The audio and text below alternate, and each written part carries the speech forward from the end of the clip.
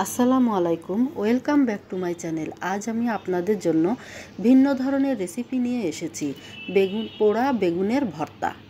একটা বেগুন নিয়েছি একটু বড় দেখে, 3টা শুকনা মরিচ, কিছু জিরা, 2টা পেঁয়াজ আর ছোট দেখে একটা রসুন। এই রসুনটা আমি ভালোভাবে খোসা ছাড়িয়ে কুচি কুচি করে কেটে নিব।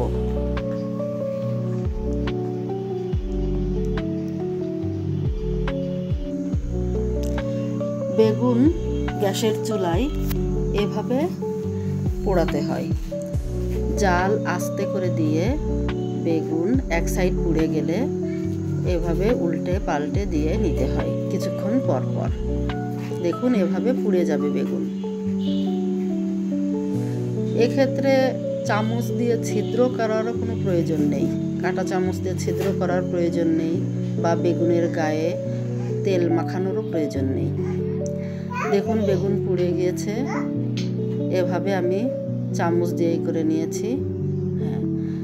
বেগুন ছাড়িয়ে নিয়েছি। দেখুন শুকনা মরিচ ভেজেছি, জিরার গুঁড়া করে নিয়েছি ভেজে।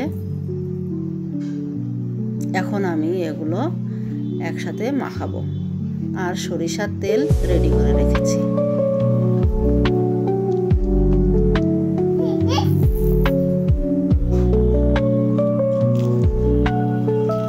এখন আমি শুকনা মরিচ, লবণ আর রসুন কুচি একসাথে ভালোভাবে হাতে ডলে নিব। দেখুন রসুনটা এভাবে কুচি করে নিয়েছি, একসাথে হাতে ভালোভাবে ডলে নিব। মরিচে ভালোভাবে গুঁড়া করে নেব। এখন পেঁয়াজও সেই সাথে মাখিয়ে নিলাম।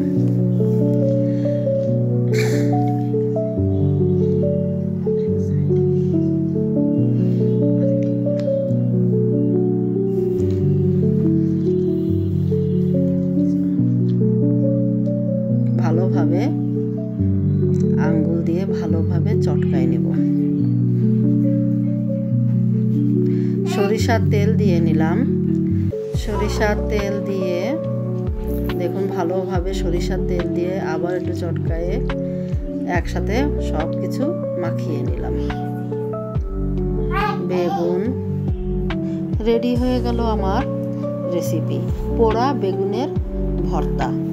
গ্যাসের চুলায় পোড়া বেগুনের ভর্তা।